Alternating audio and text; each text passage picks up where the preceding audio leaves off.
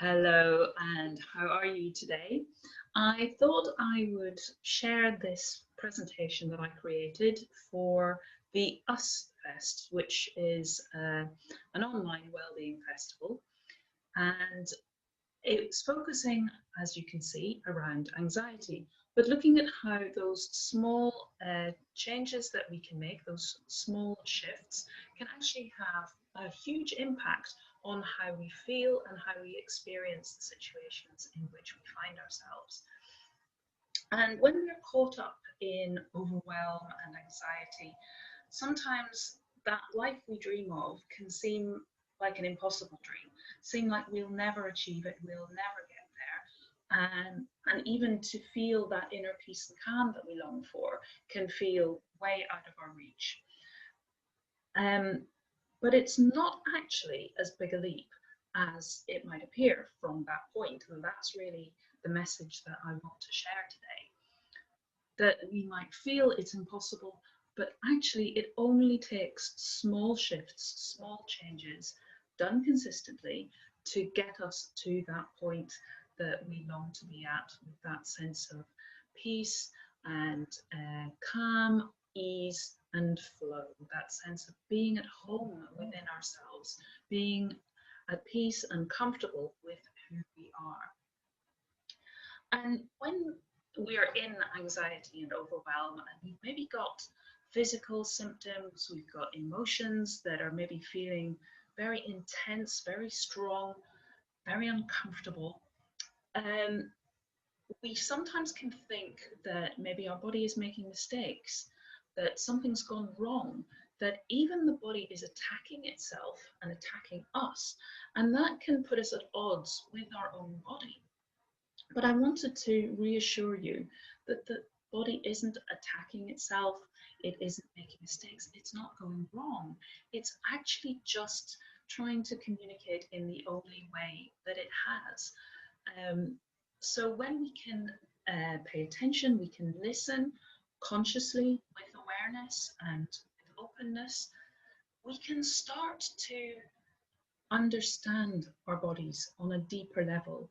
We can start almost to build a kind of a vocabulary that can help us to interpret the messages that our body is sending us. And the more that we can do that, the more that we can have self understanding, self awareness, self compassion, but also the ability to respond in a much more supportive and uplifting way to the feelings that we're having, to the needs that underlie those feelings. And that allows the body to feel heard. When we can respond appropriately and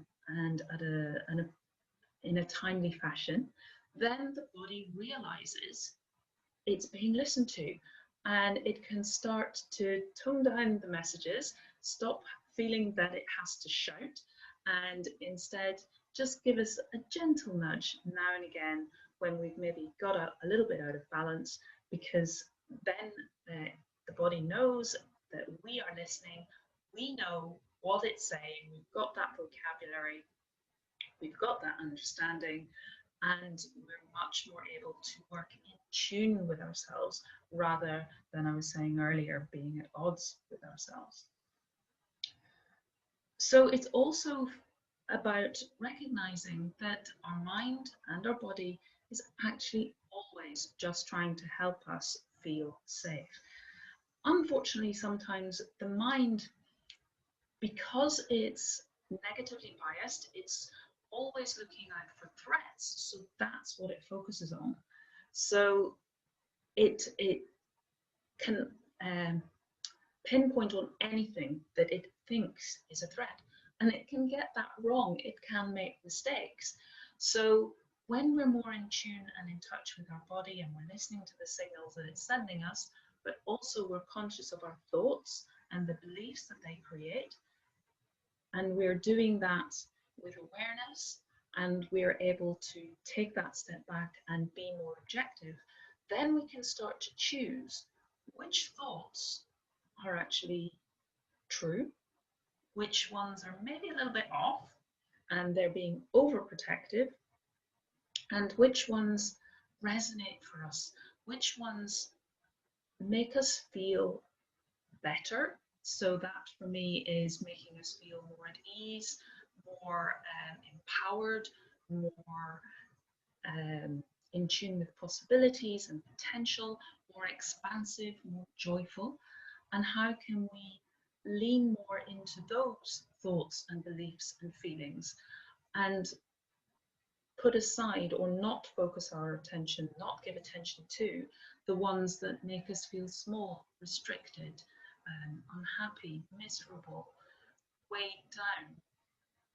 Because when we don't focus on them, when we don't give them our attention, then they kind of just shrivel up and blow away.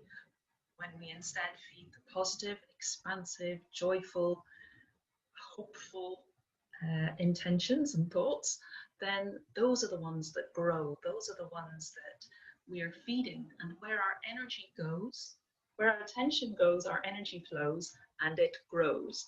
So that's a good way of thinking about what thoughts do we want to engage with? What thoughts do we want to encourage and expand upon? And sometimes our body is much more, it's giving us much more accurate messages. So listening to the feelings and the emotions, so the physical feelings, the emotional feelings that our body is sending us rather than the mind, is a great way of tuning into what's really right for us, what's really resonating with our innermost heart and soul, with the core of our being, with our values, with what's important to us. So listen to those things. One caveat: when we're starting out on this journey, some things can feel alien, unfamiliar, and therefore the mind might be saying, not too sure about that, that might be risky, haven't done that before, be careful. And the body might be feeling those little tremors of, is it excitement? Is it anxiety? So just tune in that situation, tune in to your soul self, tune in to the core of your being. So on the surface, the feeling might be a bit of trepidation, you might be feeling a little bit nervous, but at the core of your being, if you still know that it's right, then follow it. Follow it gently, follow it lightly, but still, if it feels that true and that right for you, listen to those feelings and trust them. Trust your gut, trust your intuition, and follow that. And sorry, before I move on, one thing I wanted to say about that as well is that we can develop that vocabulary and that understanding of our body by doing a regular body scan. So even several times during the day, just become still. I like to close my eyes because I find it easier to tune into what's going on in my body. And then just do a scan from the top of your head right the way down to the tips of your toes, tuning in to every part of your body and just seeing, how does this part of me feel today? What is it feeling in terms of tension, any tightness, any pain or discomfort? But also, is it holding an emotion? Is it holding some information, some little piece of wisdom that it wants to share with me? And when you do that, sometimes something will come up and it can be really useful to journal on that and to explore it in more depth. So if this is unfamiliar to you, if you've not done it before, it can feel a bit strange, but trust it, go with the process, and just allow yourself to free flow write. And you might need to start off with just like writing something like, I don't know what to write here, I have never done this before, but just trust it, go with it, and you'll be surprised sometimes at just what you write, how much you might write, and also the wonderful insight that it can bring. And just also to say that we really don't see things as they are, we see them as we are, because everything that we see is being filtered by our thoughts and our beliefs. And if those thoughts and beliefs were created maybe in a moment of stress or trauma or that fight or flight, even that moment of freeze, then those thoughts, those perceptions, those filters, those beliefs are going to be from a place of fear, scarcity, and so that's the bias with which we will be perceiving what's going on. So that's what I was saying before about the mind can make mistakes because it's just working from its programming. And if the programming has happened during moments of freeze, fight or flight, stress, trauma, then it's not an accurate perception. It's a fearful perception. And fear is false expectations appearing real. So it's not truth. It's not accurate. It's an error. And when we can be conscious that that's the programming that our mind is working from, when we can take that step back and be objective, then we can say to the mind, thank you for trying to keep me safe. I understand where you're coming from, but it's okay. I've got this. And then we can step into our more authentic selves, our soul selves, our power selves, and make a choice as to what we want to do from that place. And that's where it's about tuning into that. What does my innermost heart and soul feel about this situation? What does my innermost heart and soul know to be true for me in this situation? And what are the choices that most support me and most uplift me in this situation? So just always be conscious and be aware of your perceptions and regularly do a little review of them. Take them out, dust them off, and see whether they're still supporting you, they're still serving you. It's like old glasses. Sometimes they get a bit mucky or the prescription is no longer the one that's right for you. So just think of your thoughts and beliefs in that way and do a regular check as to whether they're ones that you still want to be living by. One example of that is if you've created a belief from childhood, from a moment of fear or shock in your childhood, and you created a belief from there, is that belief still running in you? So when a similar situation happens now, are you responding as your most adult, wise self, or is there some part of that inner child still looking at that situation and getting into that state of panic? Is that where your choices might be coming from? So it really does depend on our point of view. Where we stand, our stance, can make a huge difference to what we see, which is illustrated perfectly by this cartoon, which is why I love it so much. And just always to be aware of where are we standing, what perspective are we looking from, how are we seeing the situation, are we seeing it in truth or are we seeing it through fearful filters, and could we shift from those filters that are no longer serving, no longer supporting us, into something more positive, and might that then have a massive impact on our experience of that situation? And chances are it really will change things. As you can see, from one side that's a 6, from another side it's a quite different number, it's a 9. So the same for our perceptions, from where we're standing now compared to our soul self perception might be very, very different. So when we can make those little shifts and come more into alignment with how our soul self sees things, then the world will look a very different place.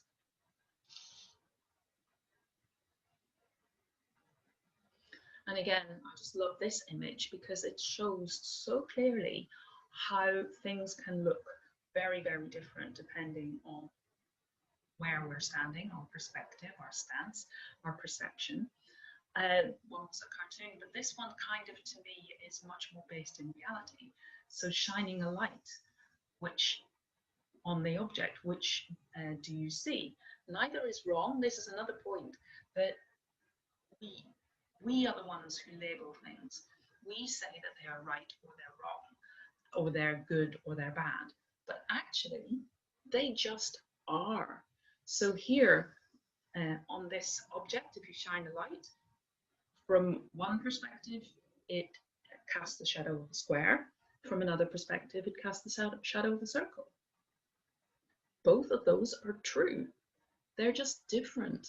They're just different perspectives. And the fact that we all come with our own perceptions and perspectives just adds to the richness of life. It's not that because one person sees things differently, they are wrong. And the fact that we maybe resist their perspective just causes us suffering, when we can accept that their perspective is theirs and it doesn't need to impact on us at all, unless we actually give our power away. And it really is giving our power away. Nobody can take our power from us. We can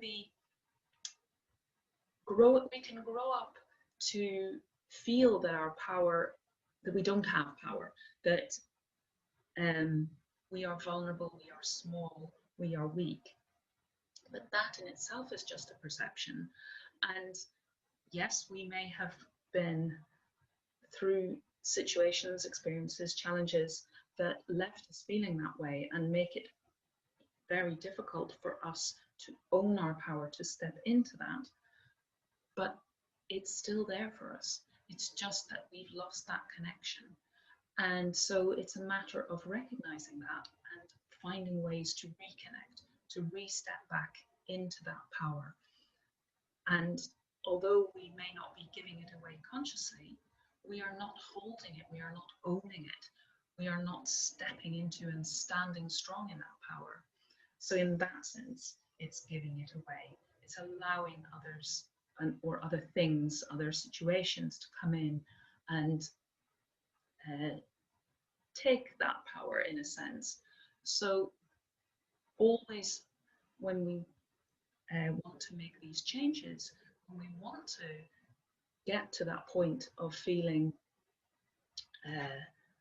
more in tune with ourselves, more ease, more flow, it's about reconnecting with that power, about accepting that it's there, just even if we don't feel it initially, accepting that it is in there somewhere and that we can get back to it, and then just looking for those little steps, those little incremental steps that we can take to retune back in to that inner self, to that soul self, to that power self, and really own that and embody it more fully.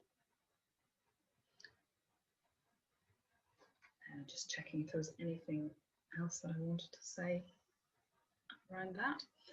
So it's very much that, as it says on this slide, when we change the way we look at things, the things we look at change. So thanks to Wayne Dyer for that amazing quote. And like I say, it's about perception, but it's also about energy. So the way we look at the world obviously impacts on how we see it, how we interact with it, how it appears to us. But also because if we shift, when we change the way we look at things, if we make that shift in how we look, how we see, how we experience, then the outer world changes too.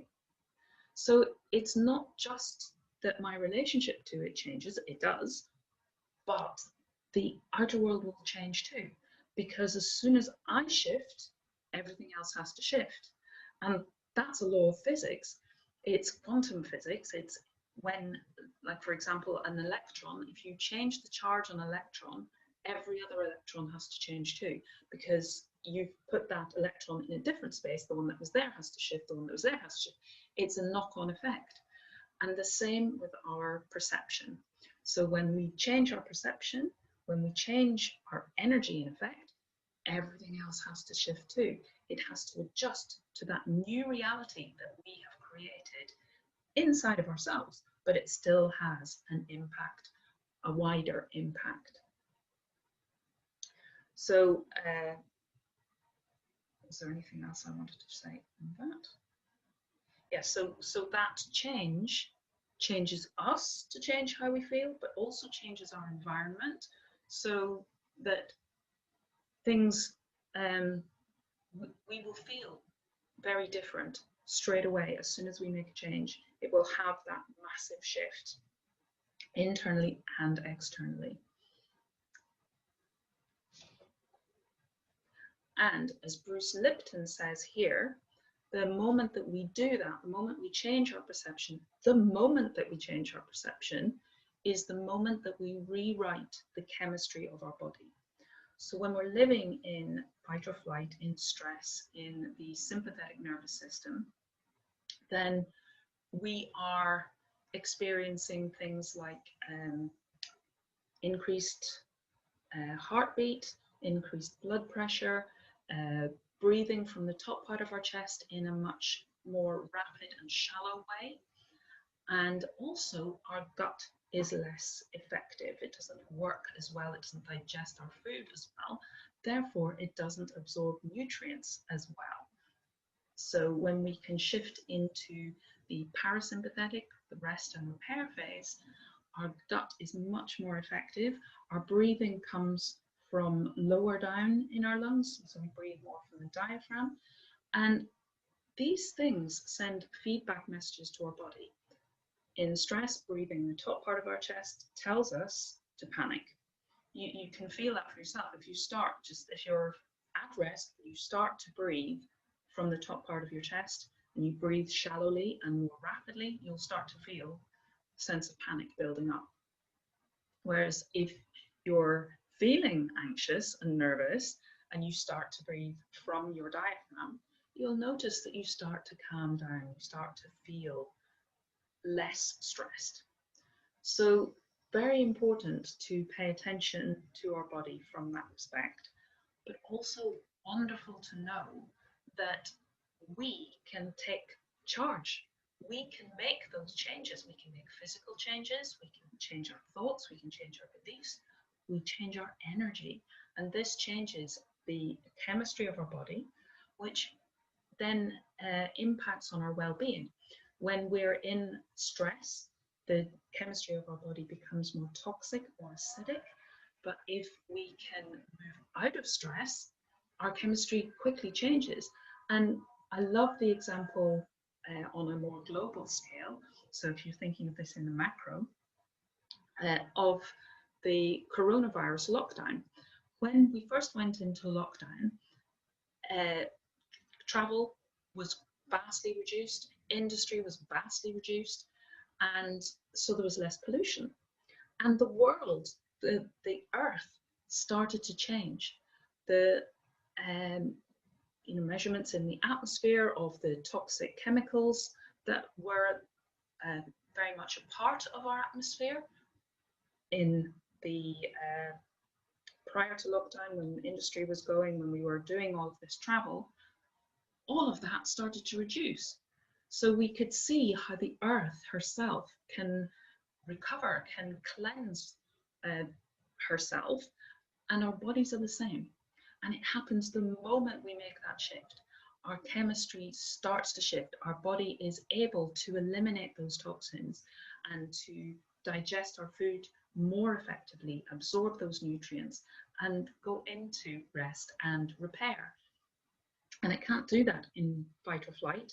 It needs to be in rest and repair to recover from injury, illness, and even just to do the day-to-day maintenance of keeping ourselves healthy and clean and active and efficient. So thanks to Bruce Lipton for that amazing reminder.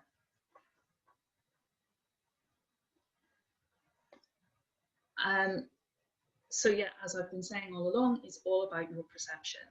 And I went on an amazing CPD workshop just recently where it talked about the I and the I. As you can see on the slide there, the I that you see with and the I as in our identity. And the doctor who was leading the workshop he's an eye specialist, and he got into the field of ophthalmic medicine and realized that there were so many diseases of the eye that doctors don't have explanations for as to why they come about, and they therefore don't know what to do. They have some measures of uh, reducing symptoms, but often they don't know how to cure the dis-ease that is seen in the eye. And there are some things that we maybe would just think, oh, that's not too important, it doesn't have a huge impact on my life, such as dry eye, or I just go and buy glasses if I have short-sightedness, long-sightedness, or I'm getting a little bit older. Of course, my eyes aren't going to be as good as they were when I was younger. But is that necessarily the case? Or is that a belief that we have formed, a belief that's held in our community, our culture, and we just take on board automatically? Is it maybe not necessarily for truth and reality? But not only does this affect our eye, our sight, because our sight is so much a part of who we are, it's a reflection of who we are. Our eyes are the windows to our soul. So what we are seeing is, what we are seeing and interpreting, because our sight is an interpretation. It's taking in that light and converting it into a message that we perceive as sight.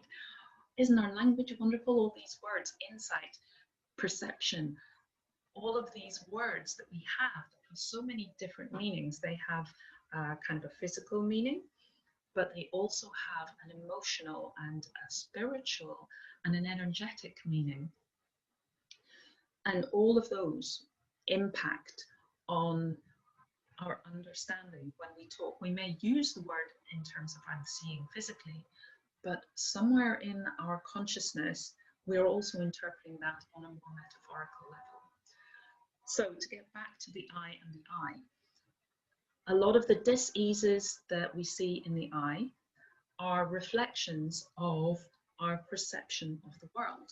So when we understand what the dis-ease is showing us, what the message is behind it, what the wisdom is behind it, as I was saying earlier, if you tune into your body and you tune into how you're feeling, and that includes symptoms, when you tune into those and you can find the message that they hold about what's going on in our body, what's going on in our perceptions, then it really helps us to know what our beliefs are, know what our needs are, and to respond to those much more effectively and appropriately and in a timely fashion, so that we can know, is there a stress that I'm holding? Is there a tension there? How can I release it? What do I need in order to let it go? So on that thought, if you were to complete this sentence, what would you say? I am X and the world is Y. So this is all around perception.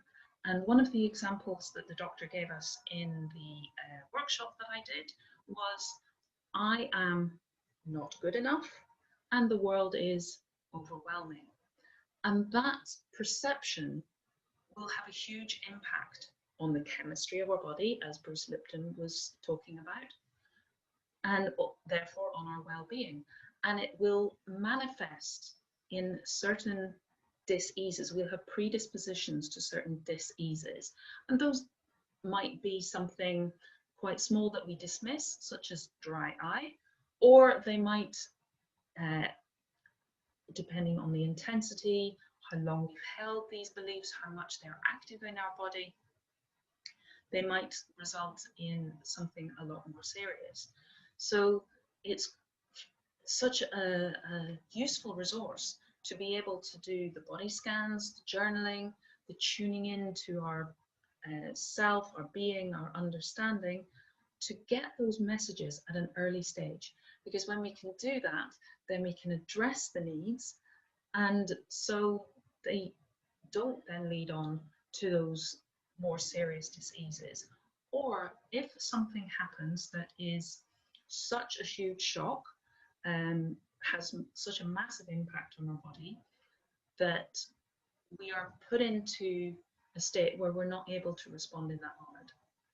And maybe some dis-ease comes from that. At least if we can start there and we can look at what's going on and we can tune in and ask the body for the wisdom that we need, then we can start to address those symptoms, we can start to address those needs, start to shift those beliefs, and we can start then working towards greater well-being again, greater balance within ourselves, greater alignment with our soul self, who knows who we truly are, and the gifts that we bring and the power that we hold, authentic power, so autonomy and love and grace and all of these amazing things, that the creativity that we have, that we can really use to empower ourselves and to flow out towards other people and support them and empower them and give them permission to follow their soul self. All of these things that we can do so much more effectively when we get to the point of being able to address our own needs and to get back to that inner balance, that centered, grounded, powerful, creative, expansive soul self that we are.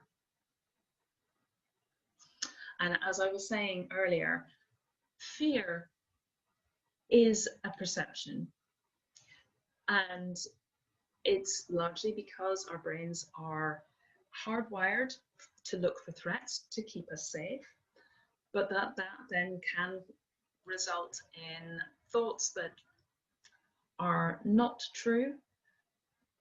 The mind does make mistakes, and we need to be conscious of what we're thinking and to be able to weigh that up against the knowing of our soul self to see, is that just the mind monkeys? It's just trying to keep me safe, but it's not the truth. I don't have to follow that. Or is it something that I need to pay attention to, listen to? So we can get to a point where we can make that conscious choice rather than just feeling that we're buffeted by everything that happens to us. That we have some say, we have autonomy, we have choice, we have control.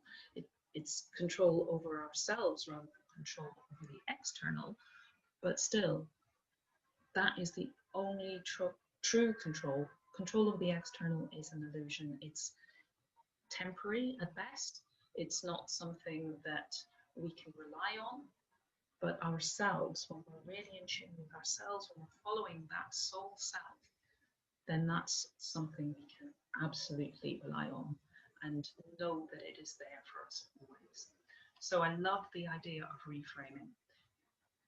To look at something, look at a fear we're maybe experiencing and say, is this true fear? Is this something that I really do need to be wary of and avoid and take steps to keep myself safe from? Or is it false expectations appearing real? So something that the mind is saying, this is scary, but actually the body's saying, it's not. It's not scary, it's just a challenge. It's just something that is new to me that I've never done before. That doesn't mean to say I have to be afraid. Actually, it could be fantastic, it could be fun. So coming from a different perspective changes the whole light on things, which is why I really love this next one. Fear could be feeling excited and ready. And for me, this one resonates hugely because I have a fear of being live on camera, talking to an audience. But if I can shift that into thinking, actually, there's not an awful lot of difference between anxiety and excitement. Anxiety is just more inward focused. Excitement is more outward focused. And going back to what I was saying earlier about how does something make you feel? Does it make you feel small and limited and restricted? Or does it make you feel expansive and full of potential and creative? So for me, anxiety is that former, that small, that limiting feeling, whereas excitement is expansive and creative and potential and possibility. So for me, looking at fear and shifting, reframing into a whole new perspective of actually what I'm feeling is excitement, and that makes me ready to do the thing that feels challenging. So just wanted to give you that one, a little reframe that can be such a major support in these little shifts, in finding ways to address challenges with openness, with curiosity, without labeling, without saying that it's good or it's bad or it's scary or right or wrong, but just, that's interesting. And even our feelings, that's interesting, that emotion. I wonder where that's coming from. I wonder why I'm feeling that today. And not that it's good or it's bad or it's right or it's wrong, but just, oh, it's interesting. I wonder what, where that comes from, what's behind it, what's my belief behind it? Is that serving me? Might I be able to change it? If I changed it, would it feel better? Would it feel, could I make it feel more expansive? Could I support myself to be more creative around this? And as well, when we're in anxiety, our field of vision is less. We are kind of literally blinded by panic. But if we can shift into that curiosity, beginner's mind, expansiveness, creativity, then our field of vision widens greatly. And in anxiety, where we might see only impossibility, restriction, barriers, limitations, when we can shift to curiosity and exploration and adventure, then that really helps us to see potentials and possibilities and opportunities opening up that we never even were aware of before. So you can see how just that little shift can help to bring in those feelings of optimism and joy and wonder and awe and gratitude, all these things that help us shift even further and even further and even further and even further into the life that we long for.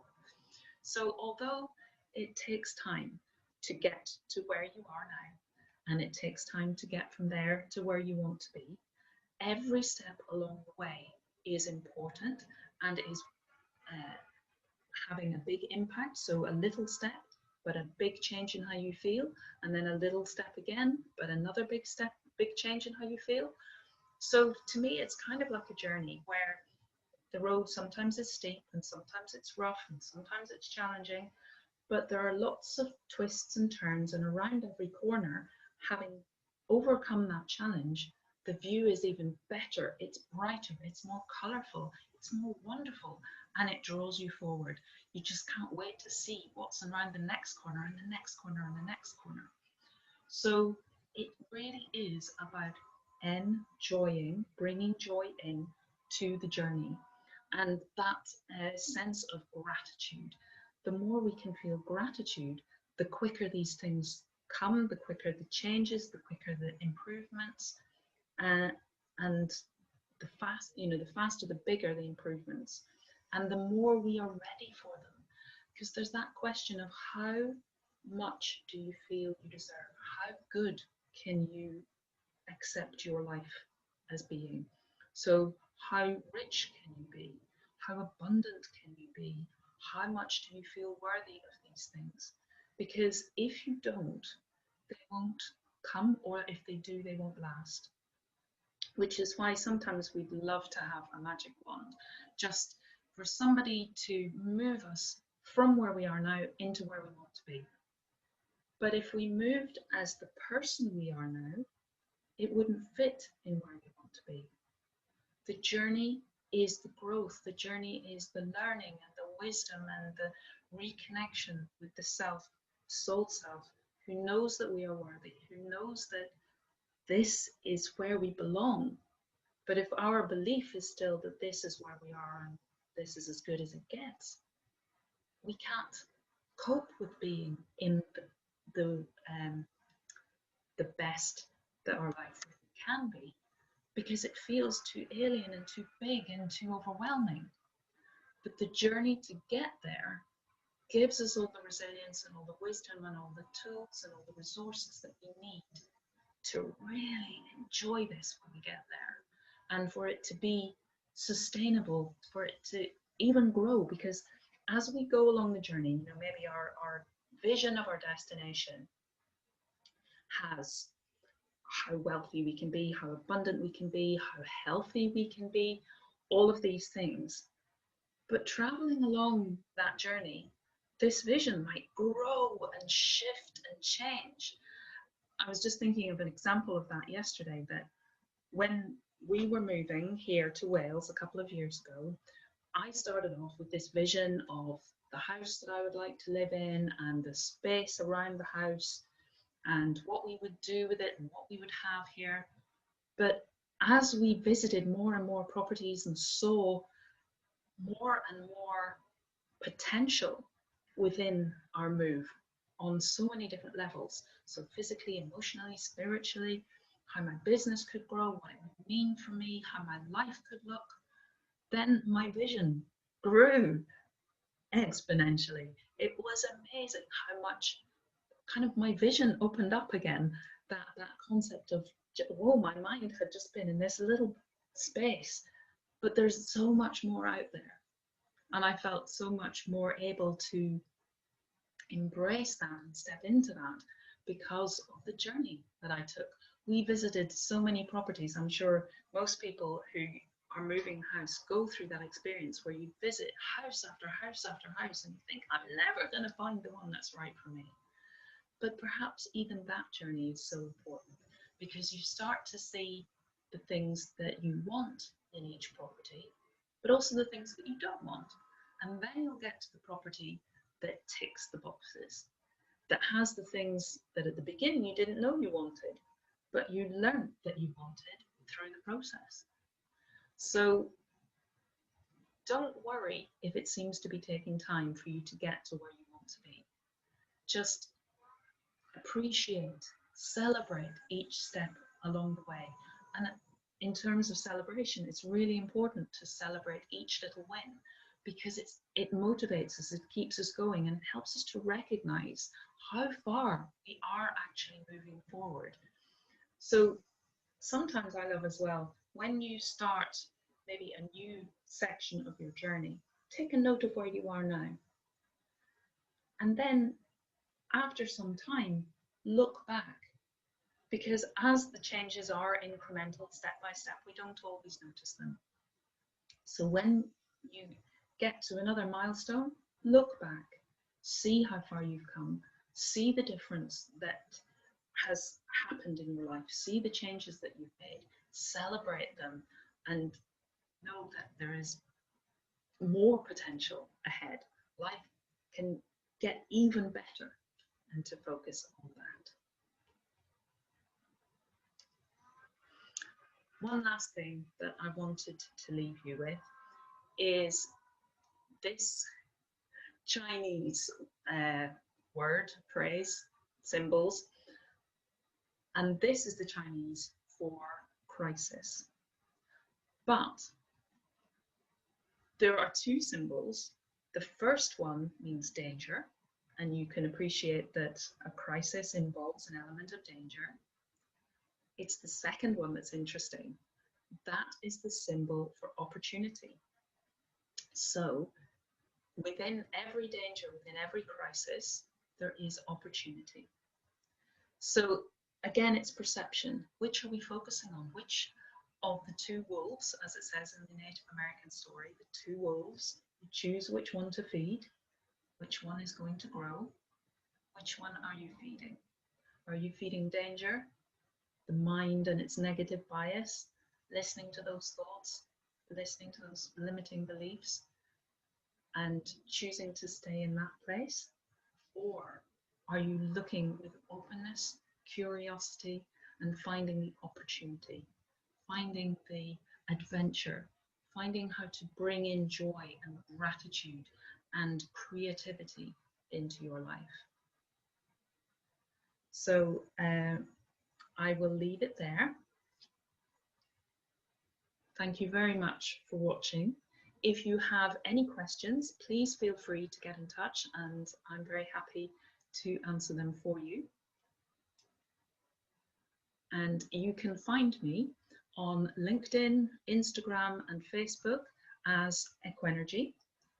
I also, if you've enjoyed what I've been sharing today, you might like to come and join me on my beautiful, supportive Wild Wisdom Wellbeing Facebook group. So you can just search Wild Wisdom Wellbeing. I will just move. Sorry, not able to do that. I've just lost presentation now. There it is, back again. Feel free to go onto Facebook, search for Wild Wisdom Wellbeing, and it's a private group. Just if you've enjoyed today's presentation, you might like to join me there, because I share tools, tips, techniques on this sort of thing. It's all about well-being, about getting back to soul alignment, living a life that's true for you, stepping into your power, owning who you really are, the magnificent, wonderful person that you are, and the gifts, amazing, unique gifts that you have to bring to the world, and how you can just allow those to shine and to therefore help light the way for other people. I also work with animals, and I'm passionate about nature and our planet. So I look as well at being sustainable and having connection with nature, finding our own true connection through the nature all around us, learning from nature's wisdom and the wisdom of the animals as to how to look after our beautiful planet, look after ourselves, and enjoy that connection together. So I'll leave it there for now. I hope that you have found something useful and interesting in this presentation. And as I said, please feel free to get in touch if you'd like to connect.